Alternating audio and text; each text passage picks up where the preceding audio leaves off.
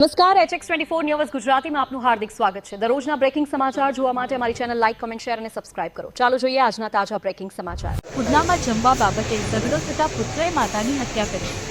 દિવ્યાંગ પિતા પર પુત્રએ હુમલો કરતા માતા વચ્ચે પડ્યા હતા। ઉધના વિસ્તારમાં ખેડગેવાર પાસે વાત્સલ્ય એવન્યુમાં બની ઘટના। ઝઘડામાં નરાદમી પુત્રએ દિવ્યાંગ પિતાને મારતા વચ્ચે પડ્યા હતા।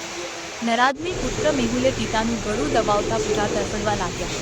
પિતાને બચાવવા માતા વચ્ચે આવતા ગુસ્સામાં લાલચોળ બનેલ પુત્રએ માતા સાથે ઝપાઝપી કરી ધક્કો માર્યો। સમગ્ર બાબતે પોલીસને જાણ કરાતા પોલીસ ઘટના સ્થળે પહોંચી પુત્રની કરી ધરપકડ।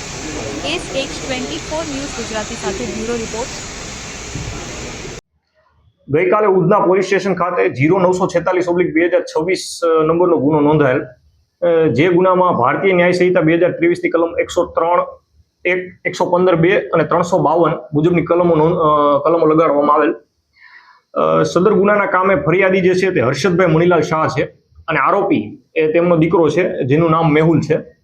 અને ગુનાની ટૂંક વિગત એ રીતની છે કે પરમ દિવસે એટલે કે તારીખ 19/4/2026ના રોજ જે આરોપી મેહુલ છે એ ઘરે આવે છે અને એની માતા જે પ્રતીક્ષાબેનને કહે છે કે તેના માટે ને તેની દીકરી માટે શા માટે જમવાનું બનાવેલ નથી, અને આ બાબતે તેના અને તેની માતા વચ્ચે બોલાચાલી થાય છે અને જેમાં જે મેહુલ છે એમના પિતા હર્ષદભાઈ વચ્ચે પડે છે અને મેહુલ હર્ષદભાઈનું ગળું દબી દે છે અને આ ઝપાઝપીમાં પોતાની માતાને ધક્કો મારી દે છે, જે પ્રતીક્ષાબેનને, અને જેના લીધે પ્રતીક્ષાબેન જે છે એનું મરણ થાય છે।